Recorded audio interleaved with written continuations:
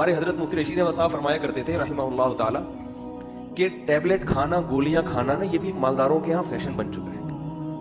फख्र करते हैं जी हमारे डैडी जो है ना, उनकी शुगर की टैबलेट का टाइम हो गया, इंसुलिन लेनी है। ये बड़े बड़े लोगों का, बीमारियां भी मालदारों की बड़ी बड़ी होती है, शो मारने का जरिया बन गई है वो, हकीकत है।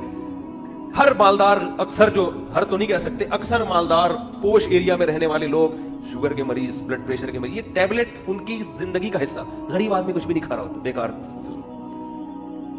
ना वो शुगर की गोली ले रहा है, ना ब्लड प्रेशर की ले रहा है, ना उसके पेन हो रहा है तो पैनाडोल ले रहा है, ना कब्ज की गोली ले रहा है। वो गरीब आदमी कोई जिंदगी है? आपको सोचो यार।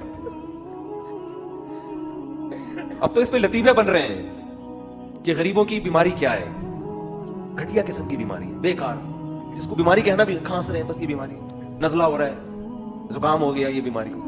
आप पोश एरिया में जाएं, एड्स हुआ है हजरत को, ये बड़ी बीमारी है, कैंसर है, किडनी का कैंसर है। तो ये ना इंसान की नेचर है कि जब वो इज्जतदार लोगों में कोई ऐब भी देखता है ना, तो वो ऐब भी क्या बन जाता है, कमाल बन जाता है, कमाल बन जाता है भाई। मैं कभी कहीं जाता हूँ ना, चाय में कभी चीनी नहीं डालो, ये कम डालो, ये कहवा पीता हूँ तो बगैर चीनी के, तो फौरन लोग बोलते हैं शुगर है आपको, बड़ी खुशी से पूछ लेते हैं, आपको माशाल्लाह आप तो बड़े आदमी, उनके ख्याल में मैं बड़ा आदमी हूँ। मैं कहता हूँ भाई अल्लाह का फजल है, मुझे शुगर नहीं है, मैं कहवा वैसे ही चीनी के बगैर ही पीना चाहिए। तो वो फिर एक शर्मिंदगी सी महसूस हो रही होती है कि यार मुफ्ती तारिक मसूद साहब है यार, इनको शुगर ही नहीं है यार, क्या तो गरीबों वाली जिंदगी है लगता है। अल्लाह बचाए शुगर से।